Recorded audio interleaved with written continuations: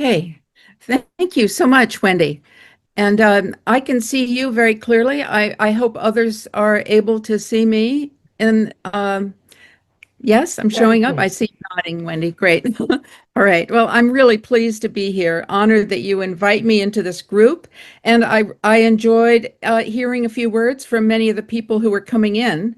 I'm all for community building because I think it's extremely important in these days that those of us who feel that there is life after death and that there are meaningful interactions between the spirits and human beings, as well as just exploring expanded consciousness, we need to continue our conversations together and building community. So thank you for including me in that. Now, I am going to share some slides. Okay, terrific. So, Wendy asked me if I'd speak more about the mission of the organization that I started. An easy way to remember it is it's the first four letters in I'm Human, IMHU, which stands for Integrative Mental Health University. And our mission is really to support individuals as well as groups that are supporting spiritual awakening around the planet. So you can understand why I'm here. I feel very aligned with what you all are doing. So tonight I wanted to say a little bit more about who I am and go over some definitions about the spiritual realm because some of us define things in different ways. And I'm not saying I'm the authority, but in order for you to understand what I'll be presenting, I want you to know what my version of certain definitions are. Categories and catalysts for spiritual awakening. And then our vision of, in other words, what we're going for in IMHU. And how this is a bit different than what conventional psychology and psychiatry do around spiritual emergence and spiritual emergency. Some of the reasons that I think education is important and opportunities for further learning. And then the bulk of our time together will be Q&A, as I understand it. So I'm just going to try to do a little bit more housekeeping because there are an awful lot of, okay, there we go. So I did get my PhD in transpersonal psychology at the end of the 1980s. And even in my dissertation, I was focusing in on spiritual crises and how someone coming in for mental health care, what kind of support they will expect and what will be given, and hopefully giving some parameters for how to take care of spiritual crises in the most effective manner. So I did found, and I'm now the executive director of IMHU.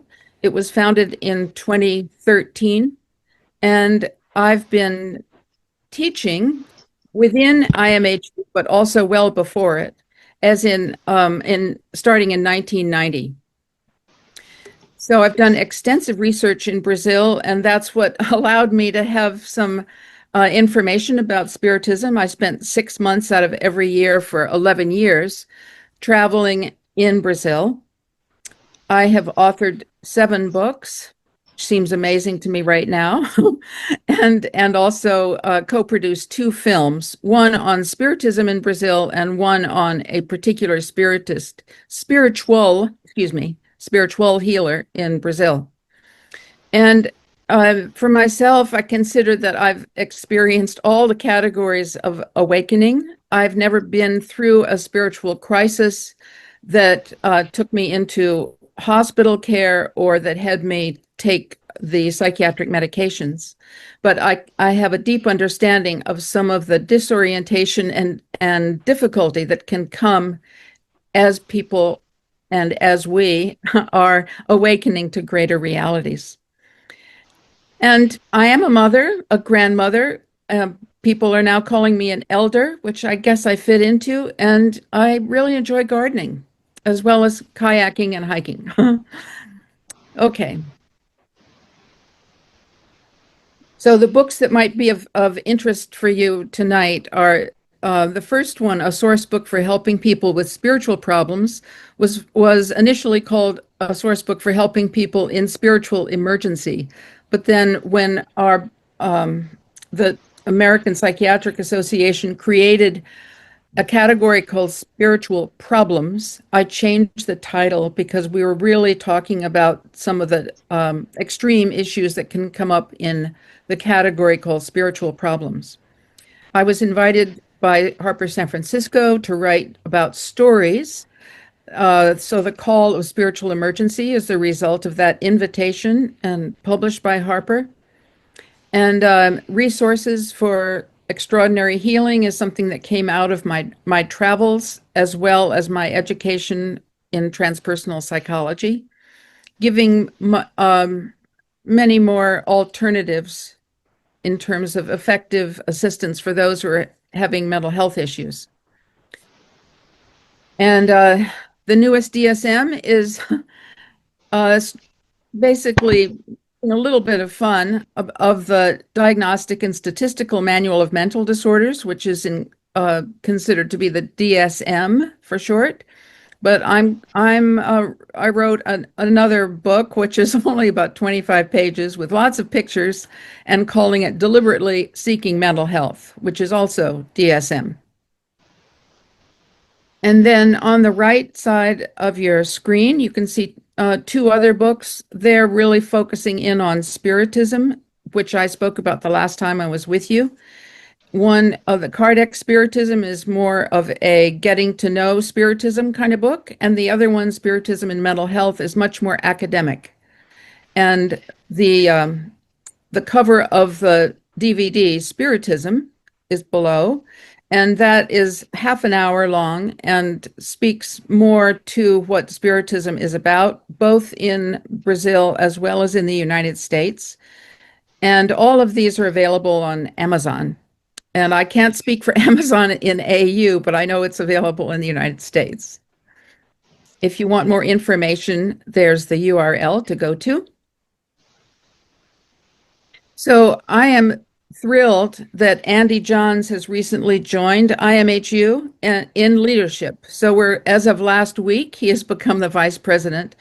And fortunately, he brings a great deal of expertise in business development with 17 years of success in Silicon Valley. And sequentially, I guess I can say, he also has profound lived experience with spiritual awakening and working through and integrating all of the spiritual experiences he's been having more recently. So I consider him a dynamic complement to what I've been doing, and I'll be continuing teaching and will be co-leading. So I'm very excited to announce that. And I think he might even be here with us tonight. So to go on to define the territory of spiritual experiences so we can all be on the same page, at least for tonight, I consider that a spiritual experience takes us beyond the five senses and opening and expanding the sixth sense, which many people will locate literally between the two eyes or between the two eyebrows, and being the seat of intuition. And these kinds of experiences take us beyond our social conditioning, beyond the ego. And for some people, get quite disoriented, beyond who they think they are into another kind of world. So it will involve redefining who they feel they are. So examples are of spiritual experiences. I'm sure many of you are very familiar with these. Visions of a greater reality, including one's future for some people, communication with spirit guides or a higher power, specific sensing of others' realities, interconnectedness or oneness.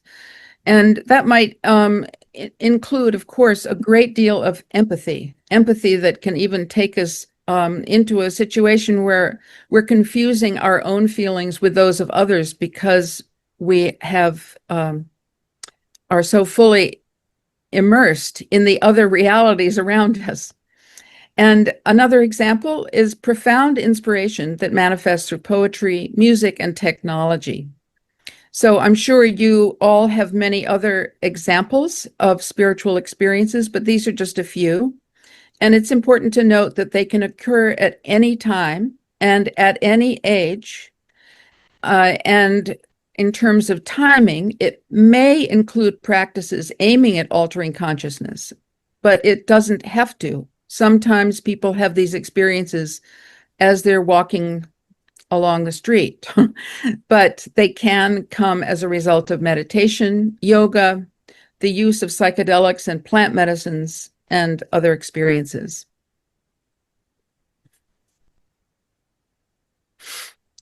So in terms of awakening, I am a follower of Stan Grof's work, and he and his wife Christina Grof created the Spiritual Emergency Network in 1980 and have really been initiating the use of the word spiritual emergence and spiritual emergency. So I think of the spiritual emergence as a process. For most people, it's a process that they take on for their whole life. And the goal is enlightenment or self-realization. This has been defined very well in a lot of the Eastern religions. And we can find some people who have achieved that self-realization more in their grounding in Eastern philosophy and religion. But at this point, 41%, at least 41% of US adults have experienced a spiritual awakening. So I'm very excited to see that more people are being willing to talk about the experiences that they're having, because it wasn't very long ago that it was considered to be suspect. In other words, someone having these strange experiences might actually just be mentally ill and should be considered such. And so, of course, people having these spiritual experiences didn't feel comfortable talking about them. But now I've seen 40 to 60% of adults in the United States being willing to talk about this, which is very exciting. So this awakening process or emergence usually involves identifying with the wisdom self. And of course, people have a variety of names for this, and language can become very important. But some other names that are used are the higher self or the soul, rather than the ego.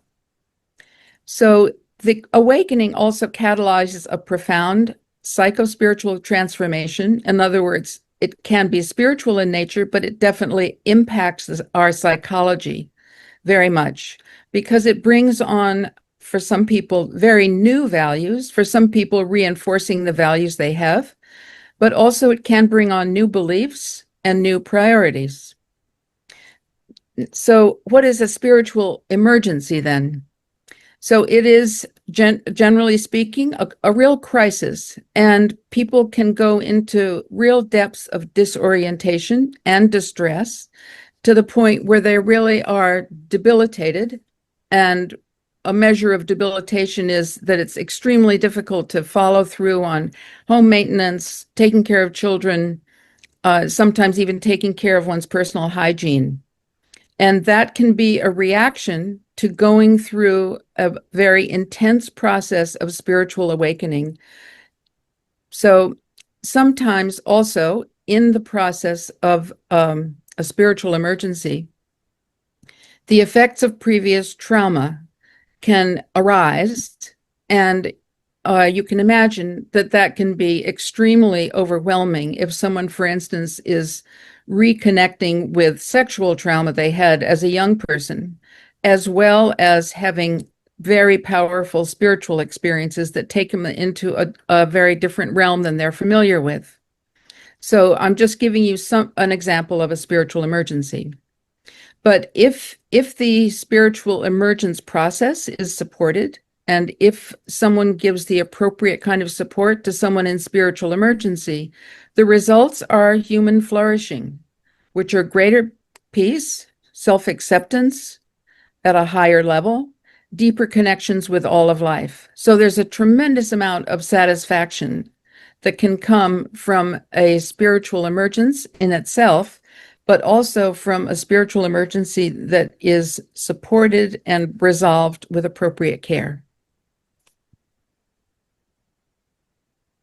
So I just wanted to name one of 13 categories. And I'm naming the 13 categories because the graph first started with listing categories, and I have still found that they are completely accurate and appropriate in today's world, even though we're 45 years from the time that they first created this.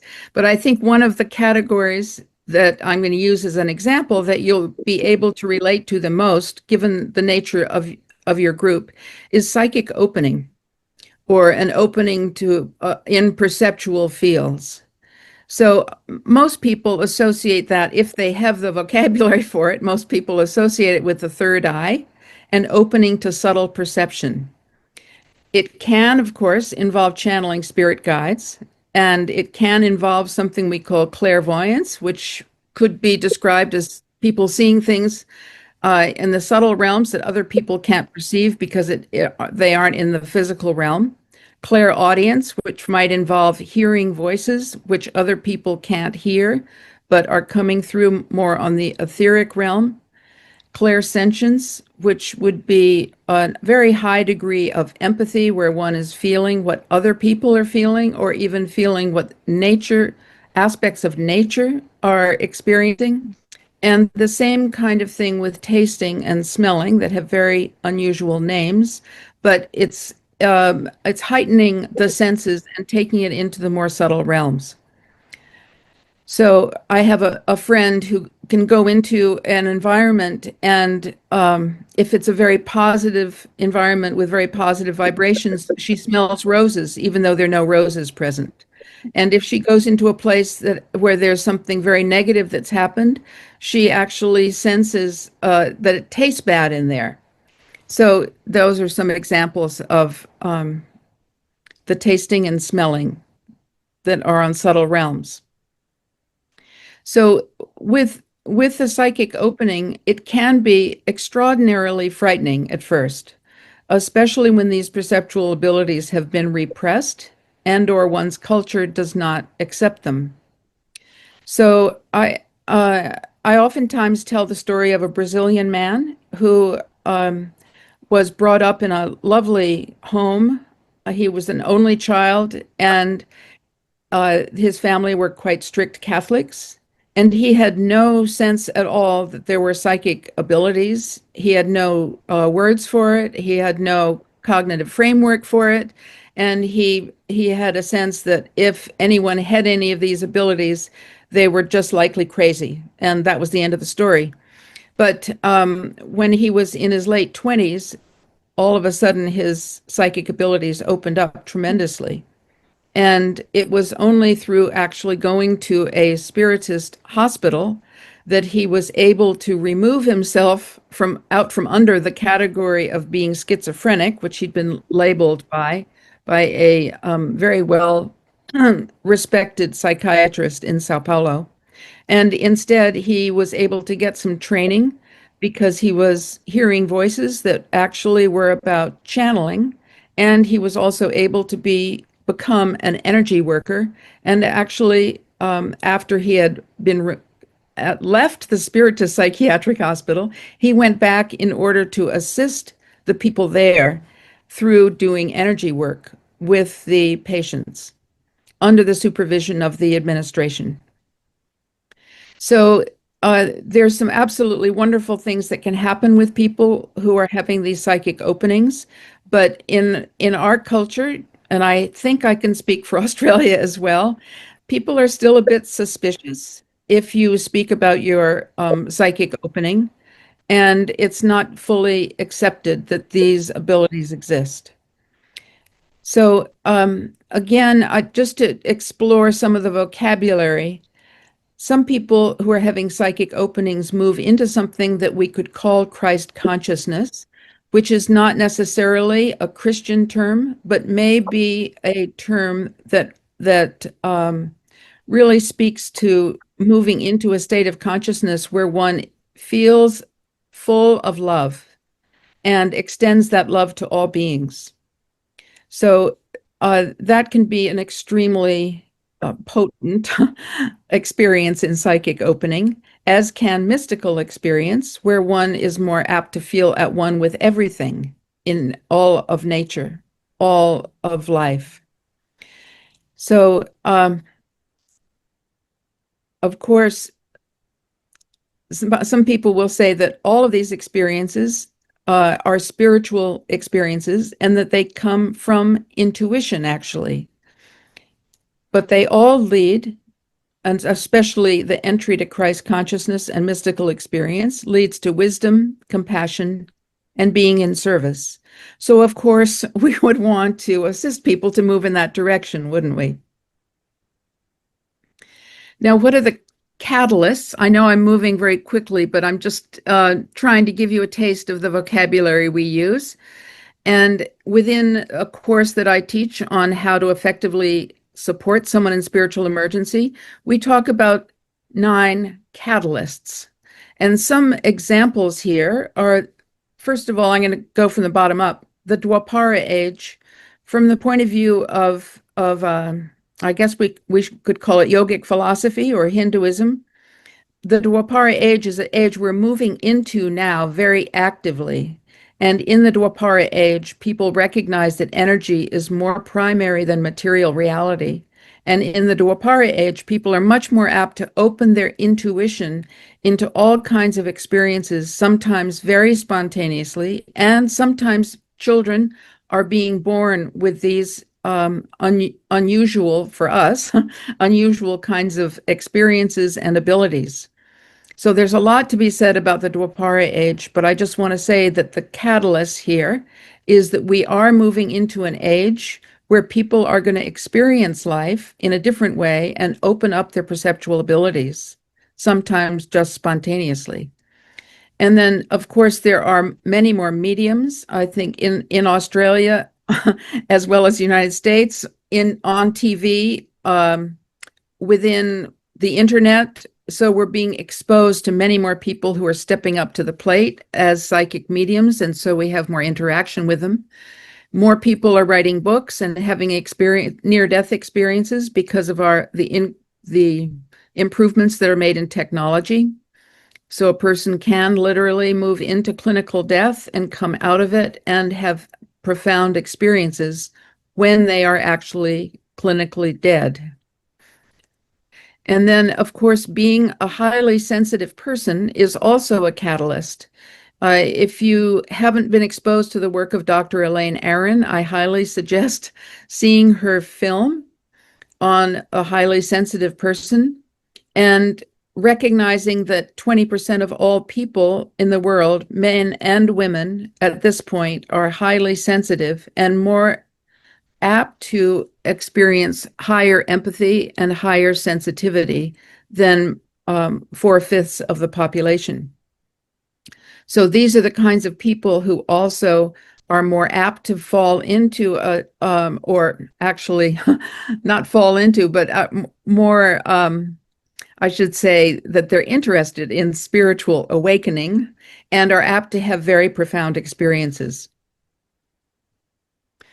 So our vision at IMHU is to recognize that the dominant paradigm that we are now, oh dear, what's the right verb that we now are experiencing, I'll say, is the biomedical paradigm, which is much more materialistic and does not include some of the things that I just spoke about in terms like the categories of spiritual awakening and even spiritual awakening in itself. So the dominant paradigm that we have in medicine as well as mental health is more materialistic. And there's an over-reliance there on psych meds. IMHU is not against psychiatric medications, but the over-reliance on psychiatric medications is something that we think should really be looked into. The dominant paradigm also has, again, little or no understanding of spiritual awakening, and thus there's much more possibility for, oops, I spelled this wrong, misdiagnosis, not mid-diagnosis, misdiagnosis, and also inadequate management or support for a person's spiritual awakening. The paradigm that we feel very aligned with is bio, psychosocial, and spiritual. In other words, if someone is in distress, we need to look at how are they on a biological level, psychological, what are some of the experiences they're having in their communities? Are they under social distress? And also, what is going on in their spiritual life? But we are wanting to forward the fact that spiritual experiences can have a profound impact on someone's mental health, and divorcing oneself from all spirituality can also have a very important impact on one's mental health. We take a transcultural point of view, respecting all cultures and all paths to spirituality. And we are definitely training and advocating for appropriate support for those who are in a spiritual awakening process. We try to give very practical tools.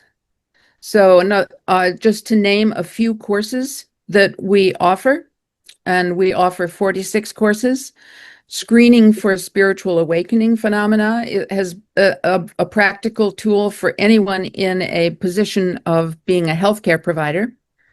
How to differentiate spiritual crisis from pathology is also at the heart of what a lot of practitioners are looking for when they start recognizing that spiritual crisis exists.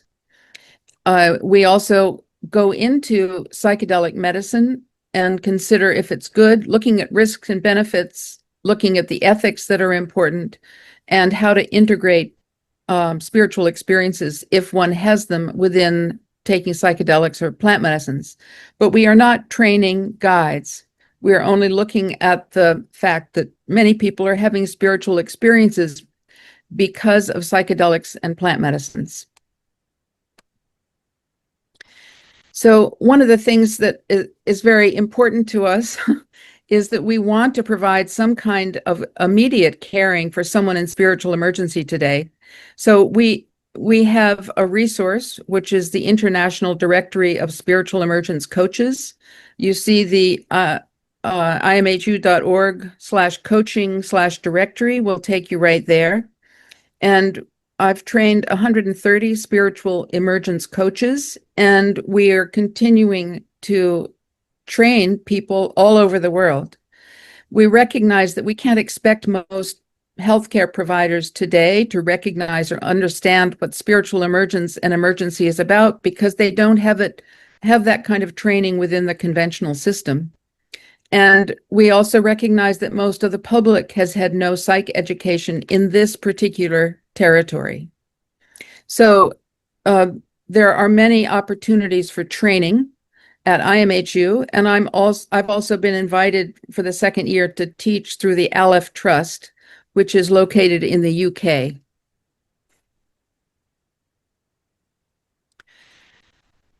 So especially with the help of Andy Johns, who's recently joined us, we are doing everything we can to respond to the global needs today, because if we recognize the Dwapara age is now upon us, that means many more people are opening up and having spiritual experiences and are looking for support. So we are right now, Andy and I are looking at how do we assist in creating chapters in India, the UK, and Italy, because we're getting calls from people asking us to create these chapters. We want to teach more trainers so it becomes more possible to become certified as a spiritual emergence coach anywhere in the world. We want to bring the knowledge of spiritual awakening and the process that it entails to young minds, meaning especially teenagers and young adults in high schools and universities. We want to be teaching psychedelic guides about spiritual emergence and emergency so they can recognize it in the people that they're working with and give appropriate support. And we're creating memberships so that we can enhance networking and further education throughout the world. So I just wanted to say that recent feedback from students who graduated from our program has been a real eye-opener for me, actually. And I've recently heard things like our programs are academically grounded, accessible to everyone. The presentations and interviews by experts have been very well received. There's a kind of thoroughness to what we are offering. And several people have said it's the only game in town. They've looked all over the world, actually, for trainings of the kind that we offer. So I'm happy to hear it, and it's also inspiring Andy and I to move more directly into expanding on what leadership in this realm is all about. Our ideal, of course, is to support the evolution that is now happening spontaneously through Dwapara. So to move on, let's just take a little look into what conventional psychology and psychiatry has to offer. So in the D.S.M, which I described as the Diagnostic and Statistical of Manual, excuse me, the Diagnostic and Statistical Manual of Mental Disorders, and the ICD-11, which is used in other parts of the world. These are basically dictionaries, sometimes called Bibles of mental health problems. There is a designation for moral, religious, or spiritual problem, moral having just been added recently. And the one thing I take exception to is that the notion in these books are that these kind of problems stem from culture. In other words, they don't say in any way or infer that spiritual experiences are transcultural. In other words, you might find a Kundalini awakening or a psychic opening in any culture around the world, including the indigenous cultures, all the way up into what we call the first world cultures.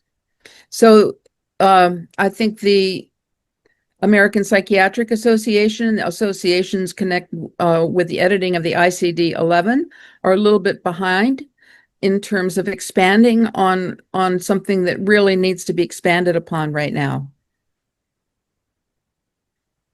So just as an example, in the biomedical paradigm, if someone comes in to a therapist or their healthcare provider and says they're hearing voices, generally it's taken as a clear symptom of psychosis.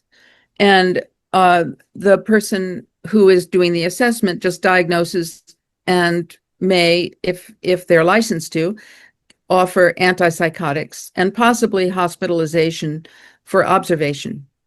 And the notion is it's important to stop the voices from being heard. But in the biopsychosocial and spiritual paradigm, what we are given to do is to first ask, well, what are the voices saying? And if the voices are benign or even positive, we look to see, is there possibly premonition or medical intuition or a higher intelligence being expressed? And if so, that person may well be in a process of spiritual awakening, and they're looking for support because something new is happening and it's a bit distressing for them. So the appropriate thing is to offer companionship and training to harness mediumship. Like the person that I told you, the story I told you about the Brazilian man, he was offered companionship and training to harness his particular gift of mediumship. So what we have also in the conventional world is that there is no definitive resource on the experiences and phenomena which the various religions, spiritual traditions, and cultural contexts consider as normal or desirable or pathological. So we don't have a vocabulary or shared resources for things like Kundalini awakening or mediumship abilities or even union with God. Yet without such a resource, and this is a quote, without such a resource, how can healthcare workers be expected to adequately respond to the challenging variants of these phenomena and correctly differentiate them from pathology? So I tried to take a more compassionate view of what's going on with the more biomedical model, naming only that they just simply don't have knowledge and training. But we also at IMHU take the position that providers need to become competent in diagnosis and the appropriate support of spiritual issues. If they don't, one way of looking at it is they're missing the boat. In other words, if these kinds of experiences can lead to human flourishing and our medical and mental health systems are not recognizing a path to human flourishing, then they're not in a position to support it. And what is the system all about anyway, but supporting optimal health? So I don't mean to be too harsh, but I also mean to give a picture that this is extremely important. So healthcare providers are currently not mandated to become more sensitive to cultural formulation or to use the cultural formulation interview that's provided in the DSM-5. And so without personal experience and training, they tend to discount the spiritual experiences and discount the process of awakening, even consider that it's pathological. So where does a person go to get help? And what does society miss out on when there's insufficient support for human flourishing? So I'll just say a bit more now about IMHU.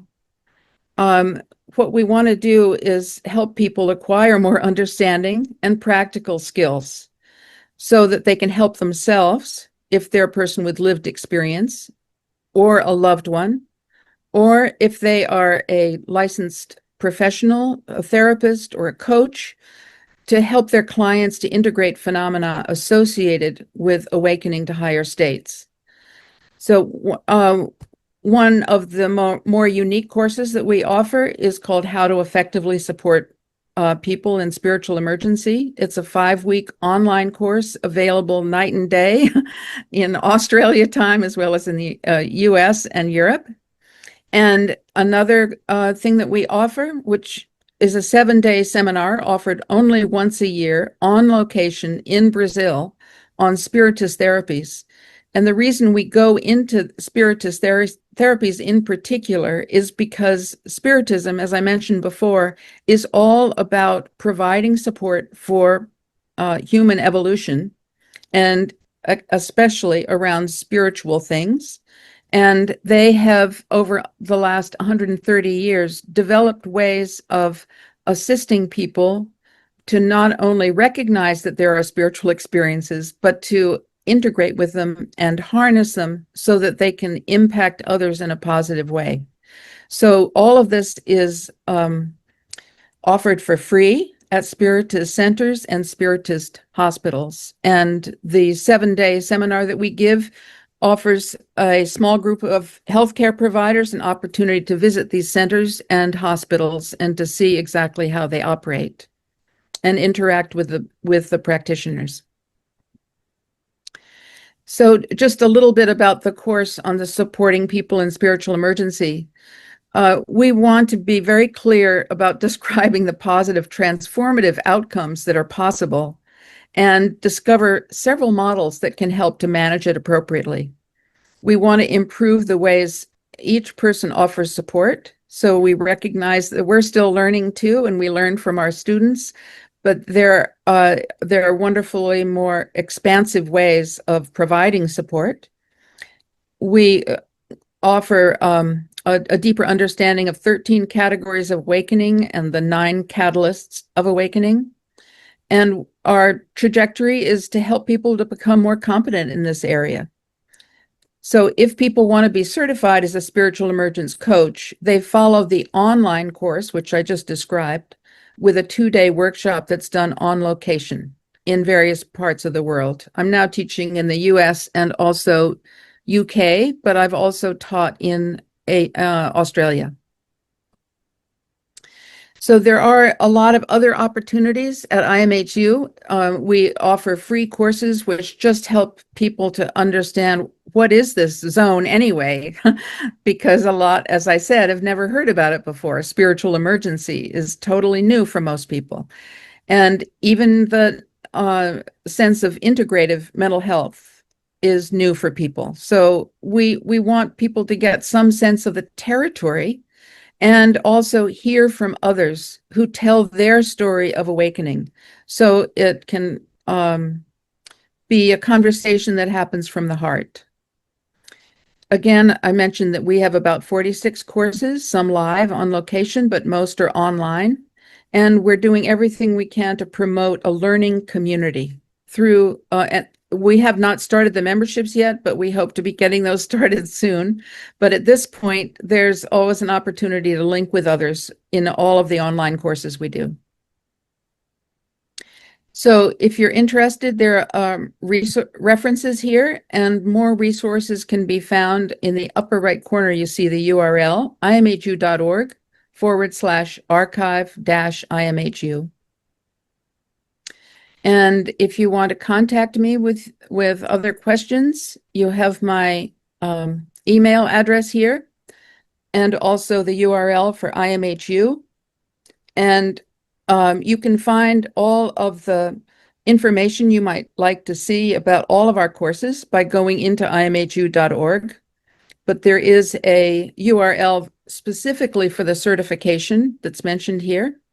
And I just want to thank you for your attention, and I'll come back to you and do some Q&A.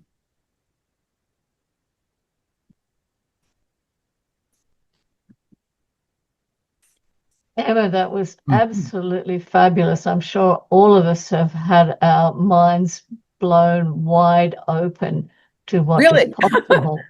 Absolutely. I mean, I was fascinated with Stan and Christina Groff's work years ago, but I thought it had sort of fallen apart, that it wasn't being continued. And just, it's so wonderful to see where you have taken this. Oh, it is just absolutely wonderful. I'd like to hear from Louis and Livia, get their response, because they're in Brazil, and I know they have to rush off because they've got students waiting for them. Okay. Louis, over to you. First and foremost, I'd like to thank you, Emma, for this wonderful work. I am amazed again to see how deep you went into this research. And I can only say that you should really reinforce the spread of your knowledge of the work you have been doing so silently, in my opinion, because I think we should have already heard about that, and we haven't. So go on with the very good work. And when are you coming to Brazil one of these days? Yes, actually, November 8th to the 15th is our 7-day seminar in Goiânia. And I'll be coming earlier so that I can rest up and be as fresh as I can be for the student. Yeah. If one day you decide to come to Belo Horizonte, we can show you around and the things that I think you can participate in some mediumistic spirit release circles and things like that. If one day you get interested, it can be good for your research. Well, I want to say that you've hit the nail on the head, because I want to come to Belo. The Spiritist Hospital there has an extraordinary reputation. Mm-hmm. I know of Dr. Roberto there. He's already spoken in one of our courses. Roberto Lúcio. Uh-huh. Yes. He's my friend, yeah. Oh, he's your friend? Yes. Oh, nice. So anyway, I'm hoping to come. And if you would kindly put your email or some way I can contact you in the Q&A notes here in the chat box, that would be great. And we can follow up. It'd be wonderful. I won't ask you any question, because if I start asking you a question, we'll take 1 hour and a half. But just to let you know that we are very interested in your work, which is a very good support for our work here too. I think it's going to be wonderful. Thank you. You want to say something? Yeah. Thank you. Okay. Yeah, so because Livia's a doctor, so she's a pediatrician, and she's also, she does bark, flower medicine, and things like that, and she helps people with this kind of problems too. Not to say in the spirit release meetings, right? So she was amazed and really felt very surprised with the very nice work you're doing. Thank you. Thank you so much. Now, Emma, Andy is here. I think if we get Yes. Andy to just introduce himself, and so that we know him as we know you, and tell us a little bit about his experiences. That would be great, Wendy. I was just going to ask you if you wouldn't mind doing that, because it's a direct answer to what we were just talking about, which is the question, why has not IMHU been more available, and why is it being so silent? And that's because I've been the Lone Ranger running everything, and Andy is well, let's see, the word genius comes to mind. He is very well experienced with technology and all things internet. And so I think we're going to get the word out very effectively now that he's with us. So I'll be quiet now. Andy, over Hi, to you. everyone. Yeah, hi, everyone. It's a pleasure to be here. And thank you for giving me the opportunity to just share a little bit about myself and to listen to you, Emma. It's always insightful.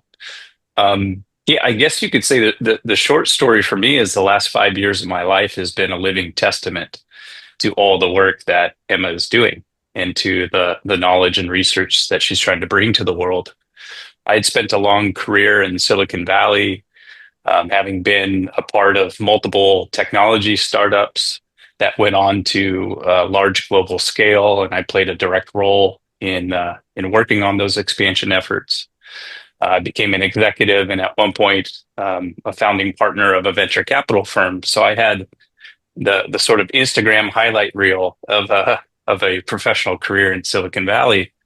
But what was emerging underneath was first the emergence of the need to address childhood trauma, having had some difficult experiences earlier in my life. And as I dove into those experiences through the traditional lens of Western psychology, I experienced benefits, and there was a deepening of self-knowledge and the healing of some of that trauma. But it wasn't until I began to have virtually every category of non-ordinary state of consciousness where the really deep healing took place. And the first spiritual emergence experience that I had in the early part of 2021, which in an instant sort of alleviated decades worth of conditioning that I had built on top of that childhood trauma, and set me on this deep search to try and understand, well, first, what was that experience? what was this transcendent thing that seemed to sort of take me over and give me this opportunity for really rapid healing and evolution? But second, what is the true nature of this lived experience that I'm having? And it sort of thrust me into the classic spiritual seeker experience. And that's what I've been sort of solely obsessed with over the last 5 years, culminating in my own spiritual emergency in April of this year, which is what brought me to Emma.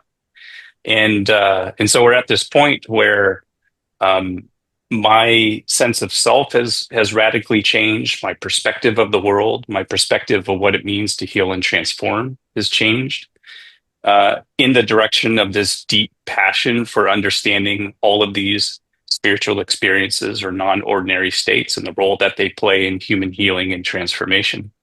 And it really feels like this amazing opportunity to help continue all of Emma's work and the work of Stan and Christina and those prior to them.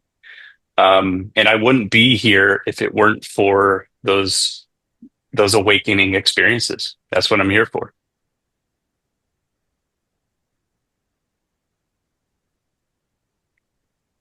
Thank you, Andy. That's wonderful. Now, I think we'll throw it open to questions. Everybody's got lots of questions. So, Dan, over to you. Oh, well, I don't really know where to begin, except I think the one question that stood out for me toward the end of your presentation, Emma, was you mentioned 13 categories of awakening. And I don't remember whether you had a slide on that, but if you do, I would love to take a screenshot of it. Or if there's a way of putting that in the chat somehow, because I would love to know what those 13 aspects or categories are. Right. Dan, I did say that we teach about 13 categories, and the slide that I gave reference to one category out of the 13, and I did not list all of the 13. So one way to look into it is um, to look into what the Groffs have written.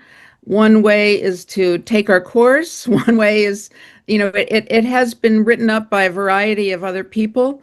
Um, I'll, sorry, I don't have it for you. I'll Google it up. Thanks.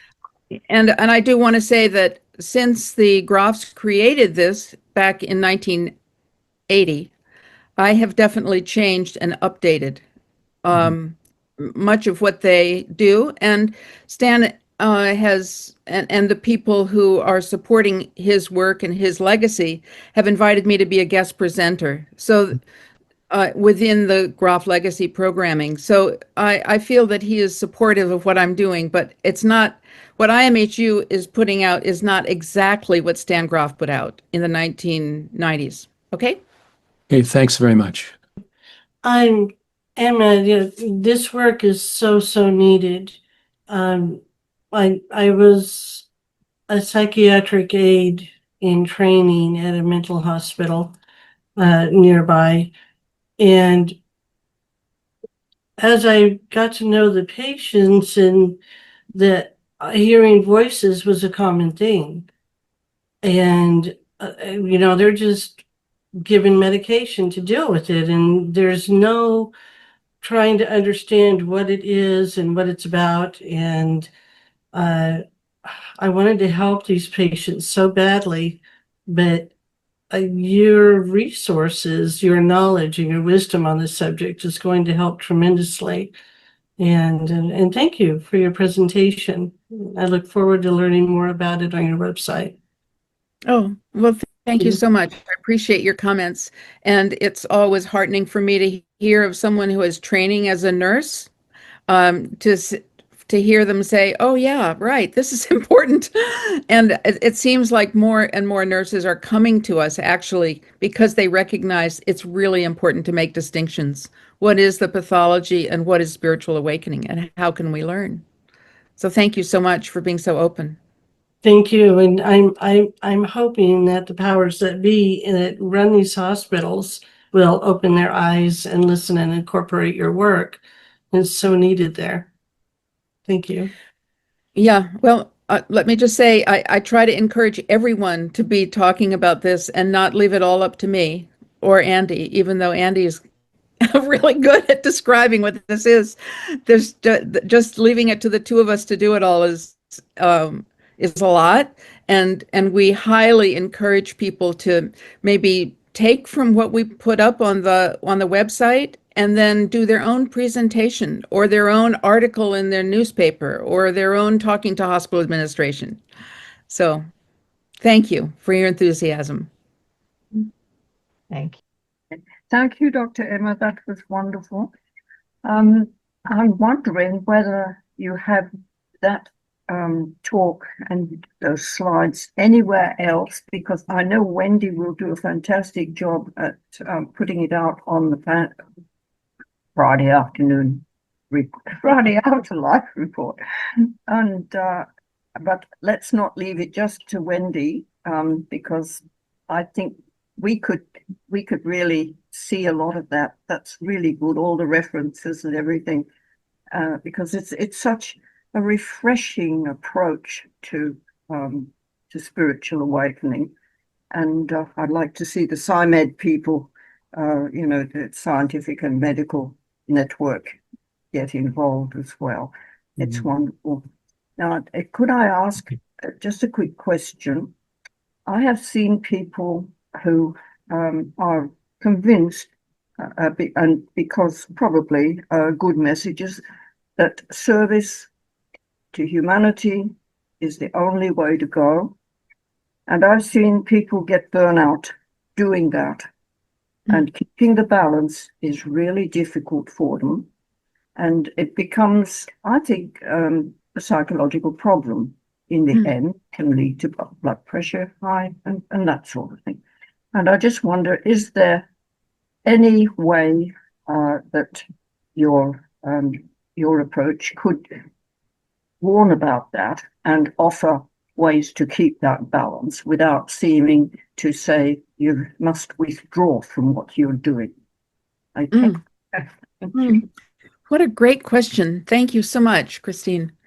I want to say, as you were talking, what came to mind immediately was my experience of the Spiritist community centers, because within them, and one of the first ones I walked into, which was in 2001, in Portuguese it said basically fraternity is everything, or meaning community and connecting in community is everything. And I also was given a tour, and they have a soup kitchen, and they had a place where people could meet and have coffee, and they had a place for people to get used clothing. But there was a lot of connection happening, and it was really, really clear that there were study groups and all kinds of things people could do, but they really felt that if you wanted to evolve, then charitable work towards other is the fastest path. And of course, that's music to the ears of someone who doesn't maybe read or write. And there, at that time, almost 25 years ago, there were plenty of people in Brazil who were not reading and writing, but they wanted spiritual evolution. They understood it very clearly. So I myself was brought up in a Christian household, and so I understand your point of view from that zone as well. And what I follow myself, and what I would hope to engage other people in doing, is creating balance amongst everything else. It's so important, and that's one reason I love the paradigm bio, psycho, social, and spiritual, because it's not just a paradigm of do charity and everything else will fall in place. It's take care of your body. That's extremely important. Our vehicle, as it's been described tonight, and take care of your psychology. So that might mean take care of your relationships, as well as your own honoring of yourself, which some people call self-love. And if there's something that's amiss, put your attention on it, take care of it. And with the social, it really has to do with, is someone victim of racial prejudice, or are they in financially very difficult straits? Clearly, that has to come into balance as well. So it's not just a spiritual path. It's bio, psychosocial, and spiritual. Okay, hi Emma. Hi. Thank you so much for your this whole conversation. It's something I wasn't aware of. I myself had a near-death experience at 17, and I went on to become a psychiatric mental health nurse, RN, board certified in Chicago, outside of Chicago, Trauma One Hospital. But it's something that was never talked about, and it's something I've always wanted to do. After 20 years, I mean, to know that this exists, that you're starting something like this to exist to help people, and we've always called it a first break for young people. I work with adolescents also at a different hospital. It's called a first break for us, and that hear the voices, and all you're going to do is throw a medication at them and maybe give them some counseling. But this is something that I'm going to look into, and I find it just amazing that you're doing this, and I thank you. Well, thank you so much for your acknowledgement, and thank you so much that with the training and the work that you do, that you're willing to open up and see, yeah, something more is needed, and it's accessible. So we welcome you. Come get involved. Be Thank part you. of our community. I plan to. Good, wonderful. A couple of things quickly. I belong to a huge group of hypnotists. And 20 years ago, I tried to get off the net some help with spiritual emergency with a lot of families I was seeing. And there wasn't anything. I couldn't find anything. A lot of the people in my hypnosis group also have the same issues because, we do past life regressions, we do all kinds of spiritual work. So hopefully you think it's appropriate. I would like to post about your organization and your courses on there. Please. And that's a big yes. Okay, great. So my second thing is that just last week, Dr. Tara Swart, do you know of her? Nope. She's a neuroscientist, and she was interviewed on YouTube by The Diary of a CEO, and she lost her husband 4 years ago. She went to mediums. She didn't agree with what they said, so she thought she would teach her brain to contact people who had passed.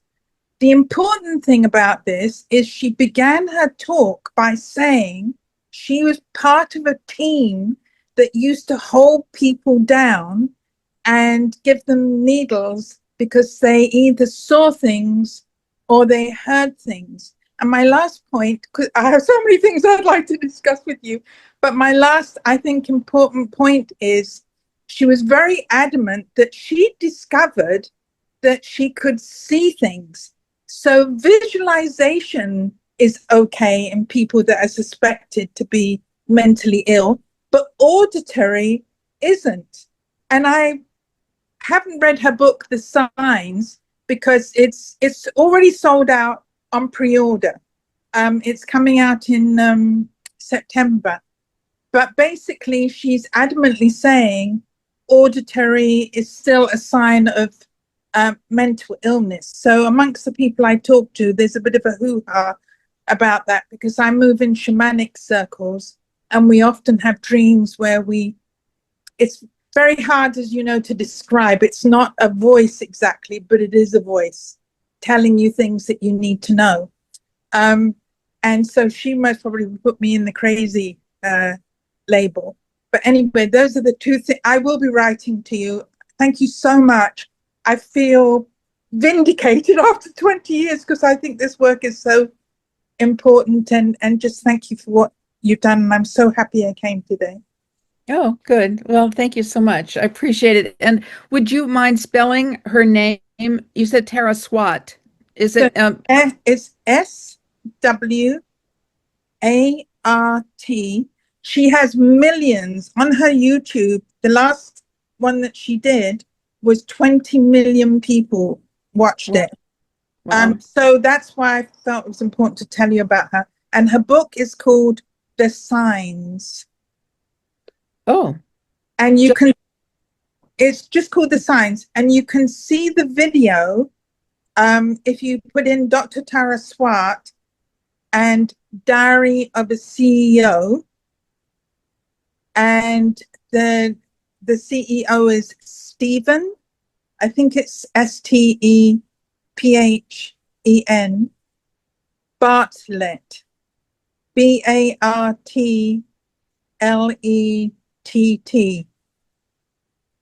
Like, you're perfect timing for this because this is the YouTube of her doing this is already into the millions, and she only did it last week. Well, thank you so much. I really appreciate what you're sharing, Linda, and thank you for the acknowledgement too. George?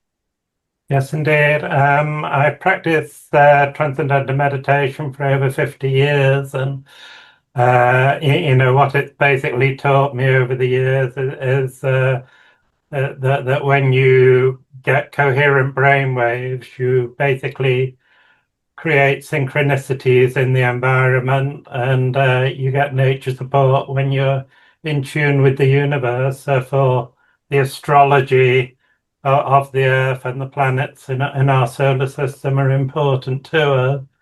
I also have very often out-of-body experiences, and I've had 2 near-death experiences. So I've had quite a lot of different experiences. You know, I'm a very quiet person because I tend to talk telepathically with people instead of using words and things like that. So I just thought I'd mention some of these points that you've not mentioned them in your thing. And I think consciousness is moving out of the head very much into the heart of people, whereby, you know, there's so much spiritual light coming into people now that people's hearts are glowing with the love, as it were, coming from the universe and from the, if you like, the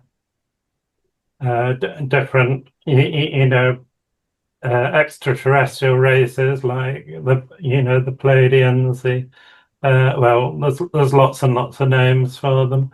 That all, you know, are having an influence these days on people's consciousness and are gradually coming closer to us, as it were. So, you know, my own experience is that who you are, you know, if you transcend your physiology, if you go down through the layers of the body, down through the organs, down through the cells, the molecules, the finer particle, down into your light body, and beyond that into the quantum vacuum state, you become one with the whole universe, and that is actually who you are. You are the whole universe, and you know, the light coming out of the universe, out of that quantum field, is what's creating your physiology.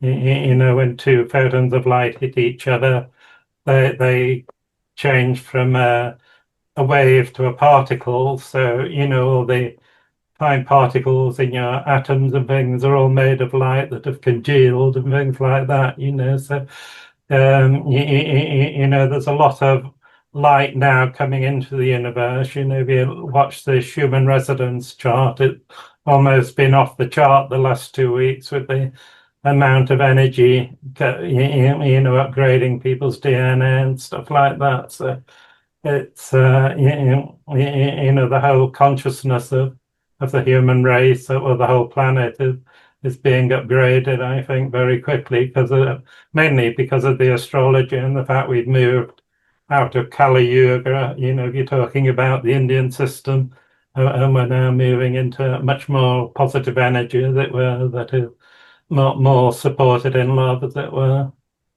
George, as far as I remember, you were in community all the times you were having these early experiences. Did you have any difficulty at all integrating them? Not at all, I'm afraid.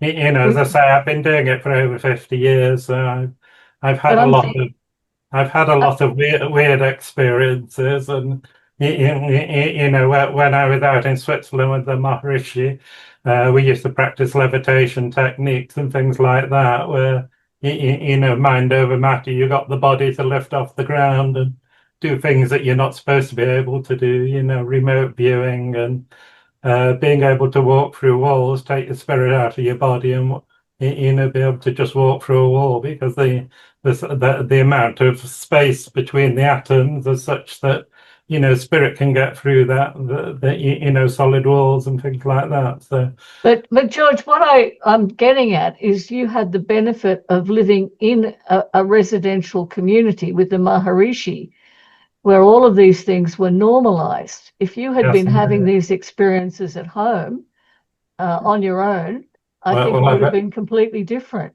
I'm afraid I'm the black sheep of the family at home, because I'm so different to all the rest of the family.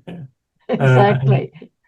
Yeah. So that whole thing of it must have been amazing to have so many like-minded people around you, supporting you, saying, I stayed with the organization for over 20 years, you know, nearly 10 years in Switzerland.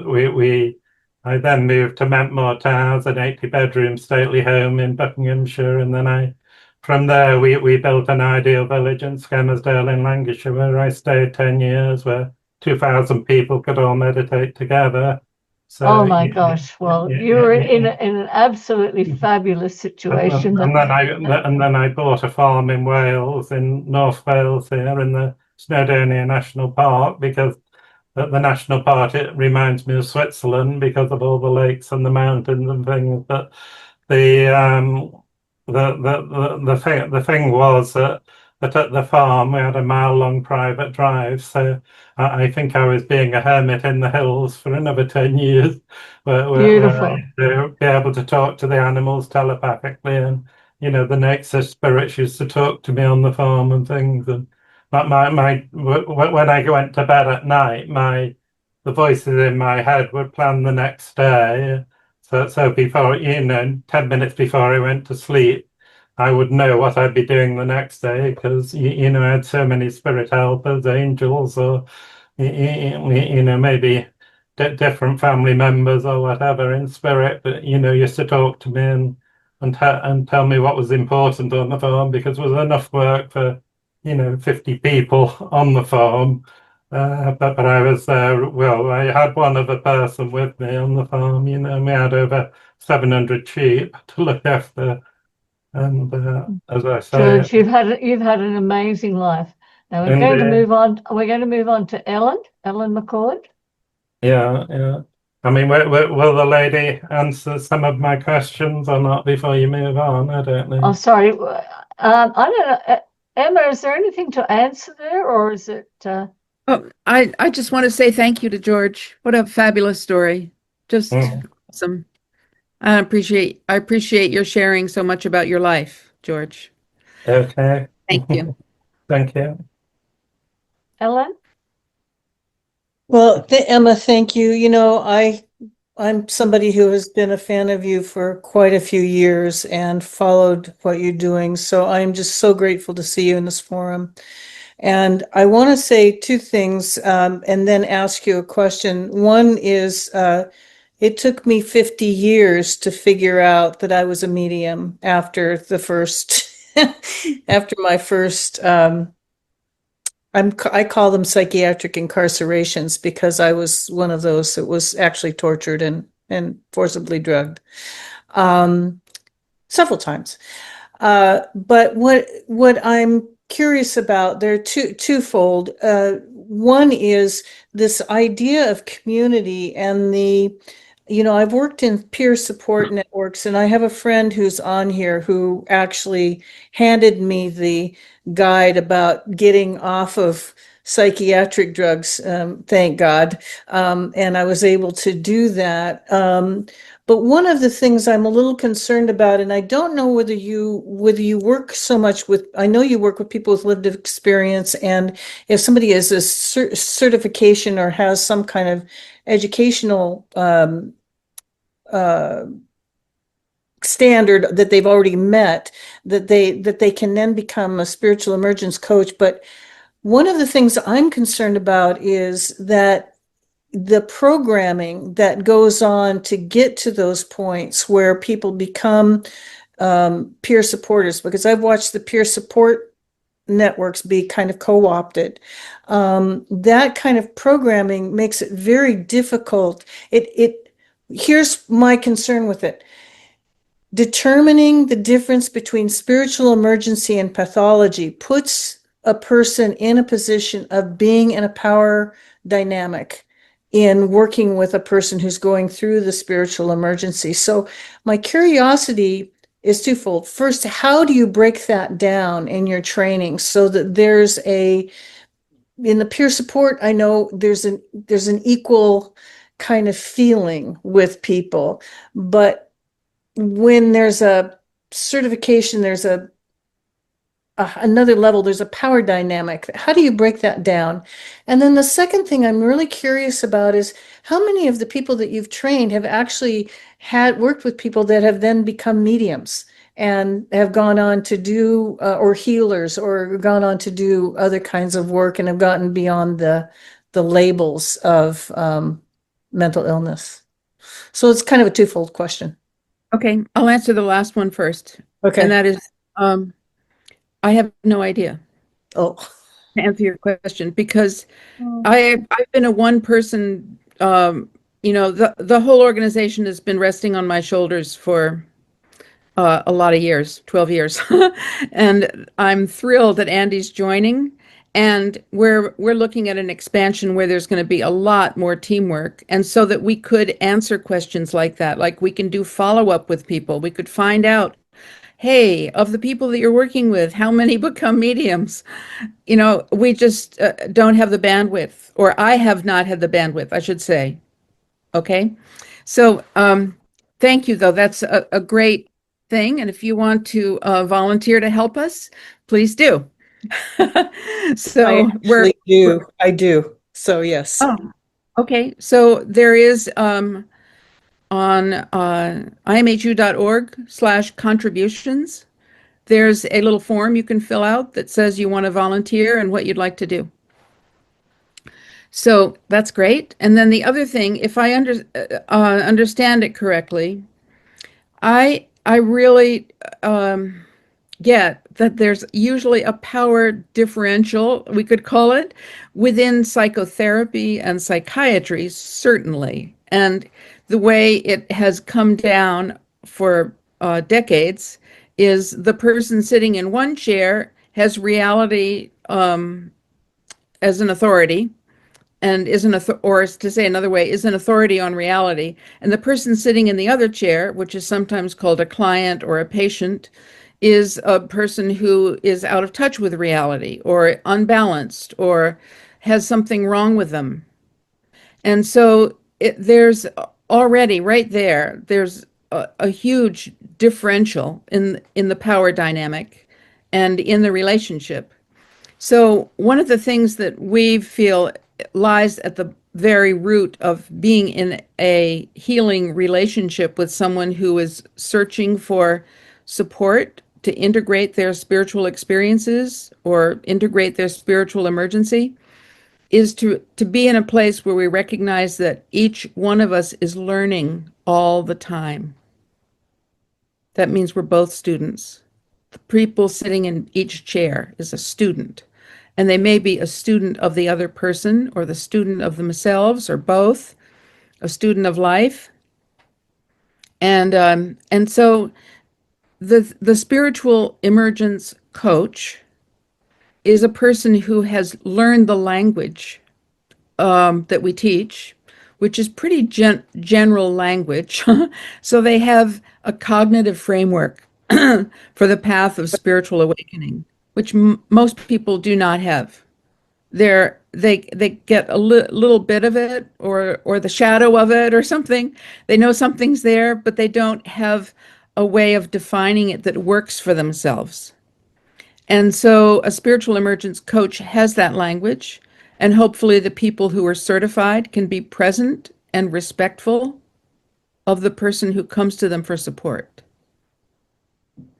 And in terms of being in charge of who's crazy and who isn't, which is what it gets down to in the hospital situation, right? It the notion of there being either spiritual emergence phenomena or pathology goes out the window with us, the way we teach. It's not a binary. And oftentimes when someone is in a spiritual emergency, they are having both spiritual experiences as well as an eruption from the unconscious of things that they maybe prefer not to deal with. And we don't have to call that pathology. We might just call it, gee, I need to integrate this stuff. I am so pleased to hear that. That's lovely. Thank you. You're welcome. Thank you for your questions. Thank you, Ellen. That was great. Martine, are you waving to? Did you want to ask a question? Yes, I will try to talk. I'm French, living in France, and my voice is bad this evening. I'm sorry. So first of all, thank you so much for your presentation. All this work, I'm really impressed. And also, I think it's very amazing for us French people to see what you do. I mean, in the US, probably maybe you have heard that it's very hard to talk about that in France. And also, first question, because I want to help in this field. Okay, why? Because I'm very concerned with all the subjects which are studied in this group. Thanks to Dan, I'm here. And I had the experience just for many years, and I had a hard time to accept the word medium for me. So many years I'm writing, but I couldn't talk because it's very the people don't want to hear that. And very so now, yes, I'm in contact with Anne, what is great, and he has a link with you that I'm linked with a spirit from Brazil, and in September there were two doctors from Brazil who comes, and one is going to talk about your field. That's amazing. So I have even the word just to know if you know her. She's called Dr. Sueli Godioso. She's from Rio. No. And so in France, there is a small group which is called CESAC, which we can talk with them. And I'm part with them when I go to Paris. And, I am practicing also EVP with somebody. So all that I know, but I want to help with in this field. So I was wondering, have you been ever in France sometime for your field or never? You don't have any contacts with the hospital in Marseille or no? Have you been? I love France. I have a friend that invites me to come and visit with her in France, and I'm looking forward to being in France next April, maybe. So So maybe to I do can some meet more you. visiting with her. Yeah. So I do not have contacts with hospitals there. That has not been part of my experience. I will say that there is a spiritual emergence coach listed in the directory who is French. Her name is Celine Guerin, Mm-hmm. Guerin. Okay. How do you spell it? Okay. I'll put it in the chat box. Okay, yes. But is she part? Is she a doctor? Or who is she? She is a neuroscientist who is very, very knowledgeable about spiritual emergency. So she's Oh, French, great. but she lives in French-speaking Switzerland, Okay, and she does personal consultations. okay, but you mean she's in French or in Switzerland? She's in French-speaking Switzerland. Okay, Yes. okay. You don't see if she's in Paris or not, or you don't know where she is. Okay, because No, there is a she's in Switzerland. Switzerland. Oh yes, Switzerland. Yeah, that is more open, or a bit more open. Okay, because there is the hospital where they try a lot of things in Marseille. There is a doctor there, and we had we had a very big symposium in Marseille, because in 2007 we had the international symposium. Thousands of people came, and Dr. Moody was here, Dr. Pim Van Loman, Alan, and then a second time they came in Marseille in 2013, and there was thousands, of people. But then after that, it's very difficult, very, very difficult to talk about that.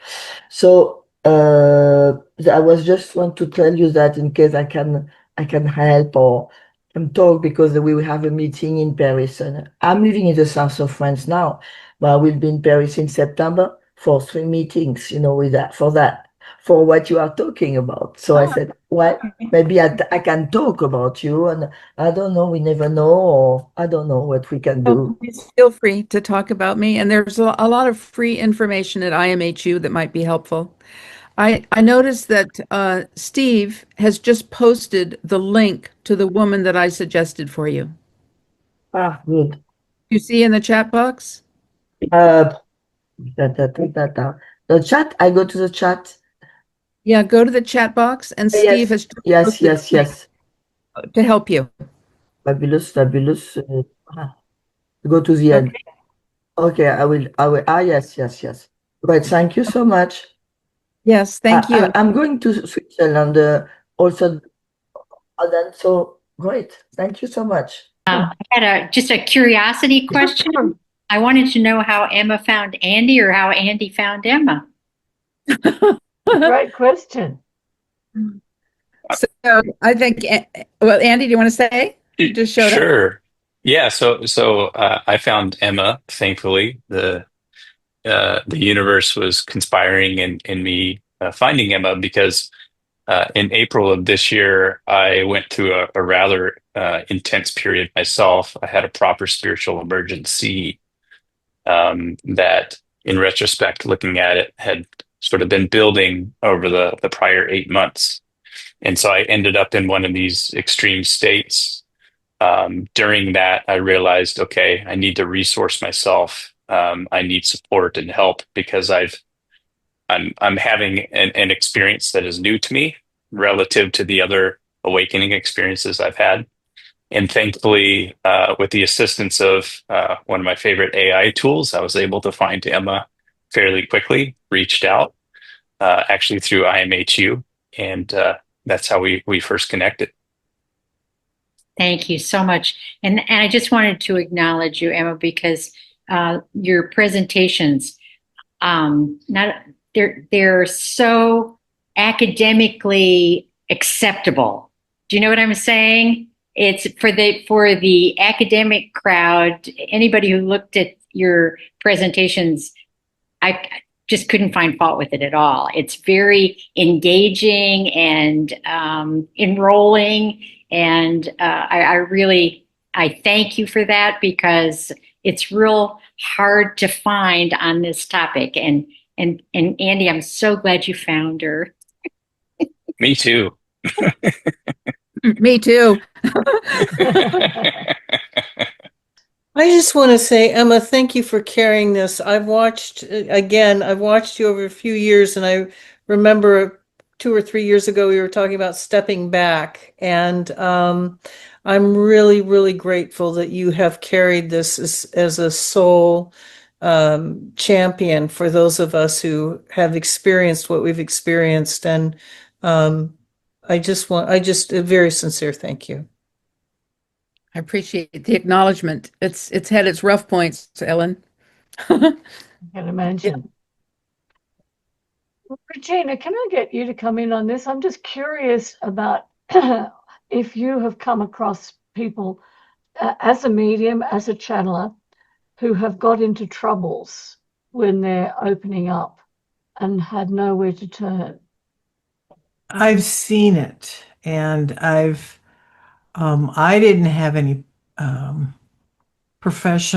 don't have any credentials to, to be able to guide the parents of children or anything like that. And it was really difficult to see openings and kids opening or young adults open to these spiritual things, and I didn't have a resource to turn to like pass that card along like Emma is doing now. She's created a site today.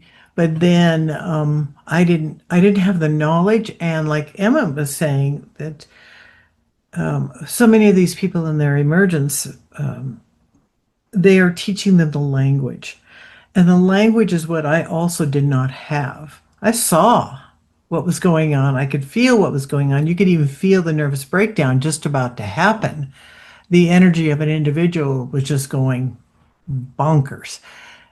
And I could feel it, and I wanted to grab the parent and say, you need to help this child right away because something was happening. You could see and I didn't have that skill set. So I'm thinking, while Emma is talking, I'm thinking, oh, I wish I had this understanding and knowledge and even the language skill to be able to share information. But I also had no credentials to guide that with. So it was just, I was in a situation where when I did guide, there was such repercussion, and it was really bad because parents didn't want to know this. And it was just ugly when I was able to help some people starting to experience their things and to interpret with them. And it became very frightening to the family members. So, because they didn't want to see this, they didn't want to know about it, and they certainly didn't want their child being a part of it. So I'm really grateful that to be able to listen, and I'm really grateful for this, that Emma is doing this and that Andy is going to be the social service worker there. I mean, the social, your Facebook guy and all the rest, because Andy's going to get the word out for Emma. And that's going to be the big thing, getting the word out that there is a place that others can turn to. What can you do when, even if you're trained in spiritual emergency, when the parents don't want, would the parents would prefer the child to be pathologized rather than have them developing as a medium because of their philosophical beliefs? Like they would prefer pathology to evil. It's heart-wrenching, Wendy. I've had some experiences with parents who are just tremendously supportive, and they're willing to be open, and they're willing to actually to come to IMHU and get training about how they can better support their child, and it takes them into areas they never thought they'd go into. So I've had people like that in my circle, as it were, in the circle of IMHU. But I also, as you asked the question, I was thinking about a couple that came from the state of Maine, but the couple itself had roots in China. And that does not mean they're bad people by any means. And what was curious was to me was that um, when the father and son and mother came in, I suggested to them for the meeting that the son come and talk to me first for the first half hour. And he was like 20 years old, approximately. So he came up into my office, and the people who were in the waiting room could not hear.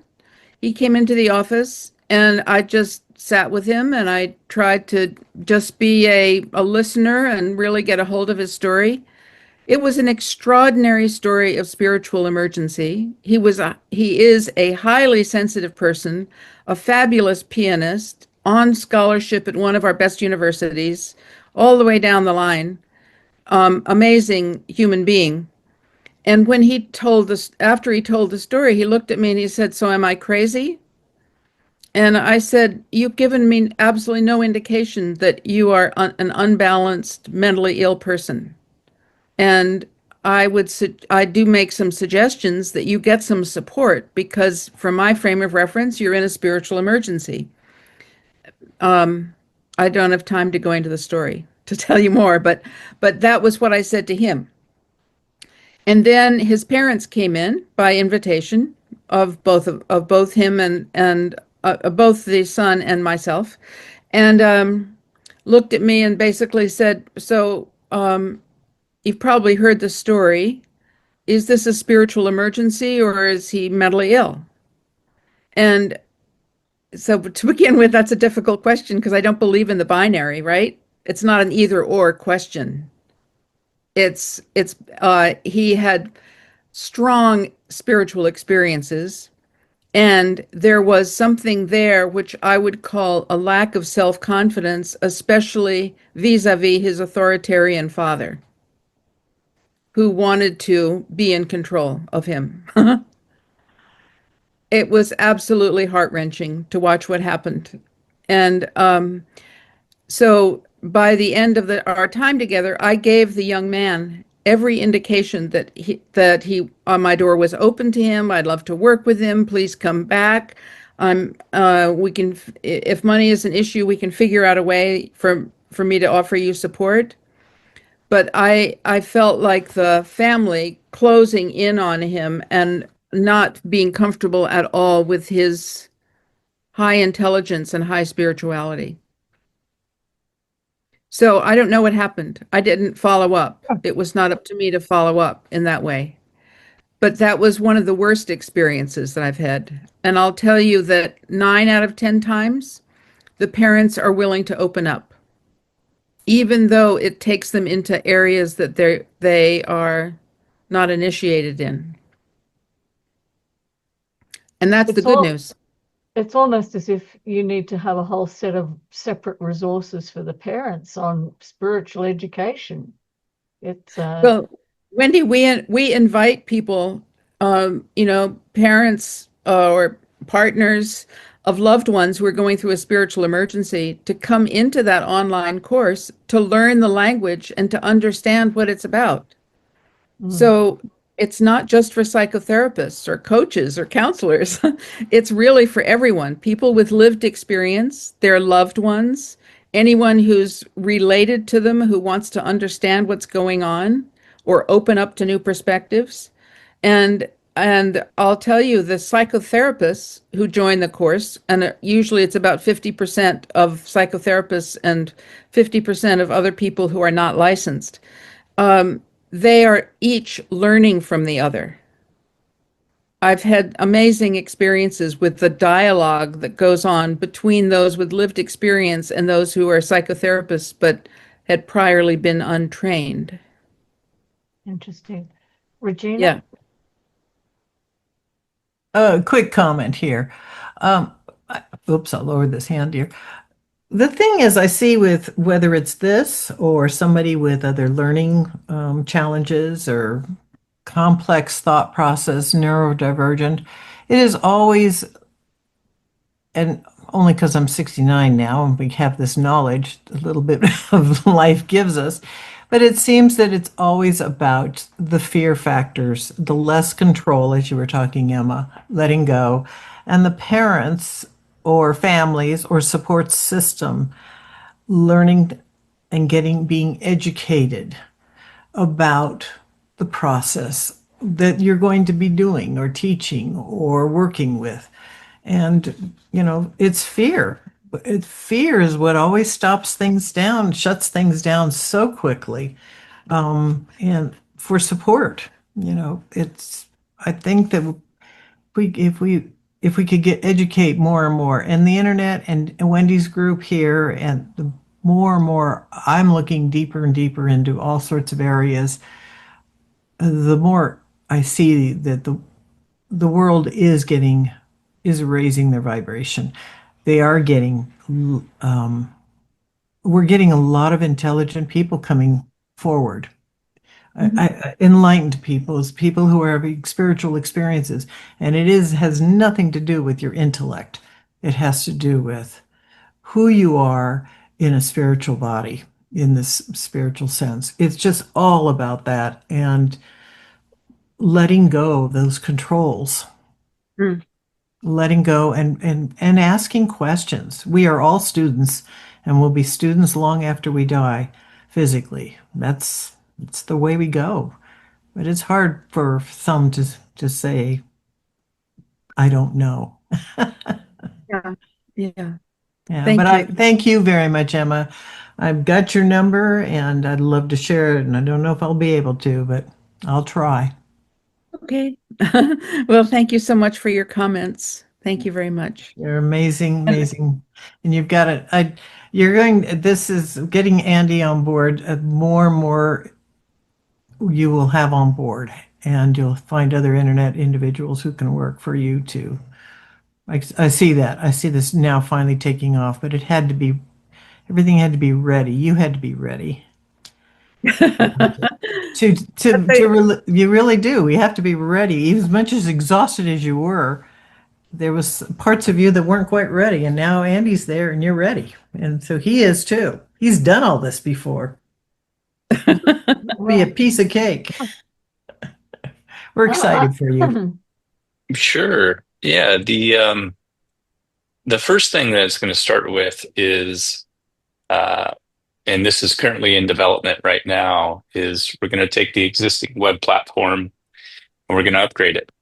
We're going to move it to a nice new shiny sort of fancy infrastructure that's going to allow the website itself and the brand to be upgraded and elevated, because there's so much incredible material contained in the courses, and I've just completed a few of them myself. So there's an immense amount of rich material there, but in some ways, and of course I don't mean this in a derogatory fashion, the website today is underselling the value of the information that's there. So step one is we're going to take the brand, we're going to upgrade it, and we're going to put it on new technology that allows for a whole new suite of capabilities, including the ability to take all of the English language content that we have today and be able to translate it and internationalize it into virtually any language that we want.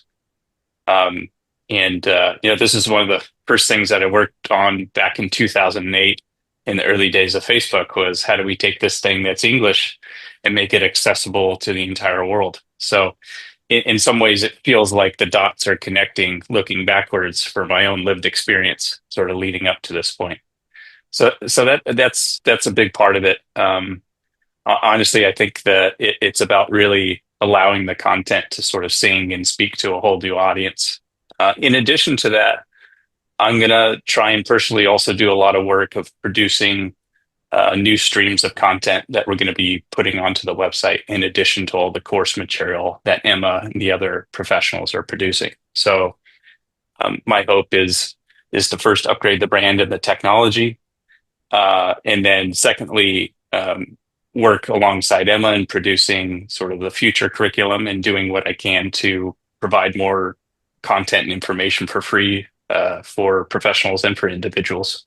There's going to be a lot of work ahead, but stuff that I'm excited for.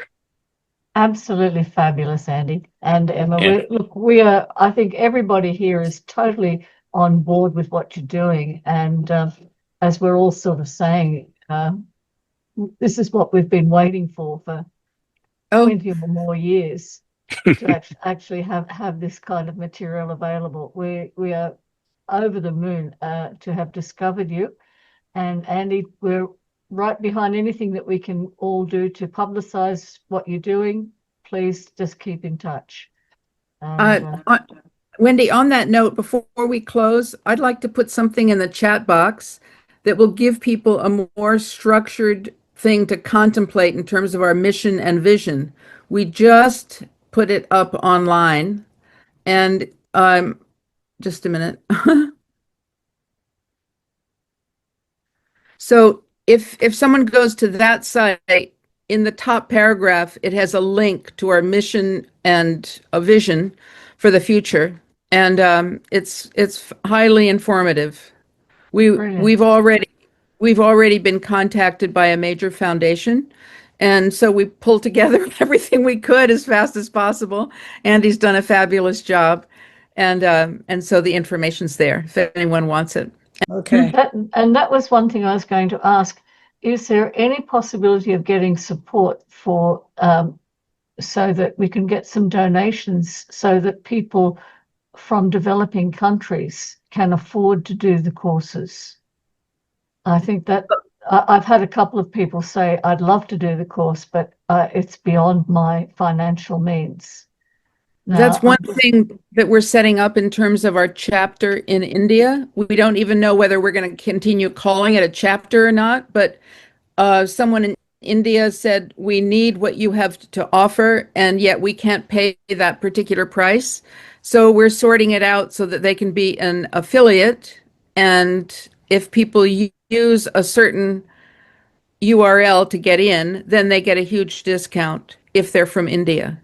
So we can do the same kind of thing with other people around the world, because we know that everyone is not, I should say, gratefully for everyone, that they aren't living in the United States right now with the financial situation we're in. Oh, that's right. Well, even in the United States, we have everywhere.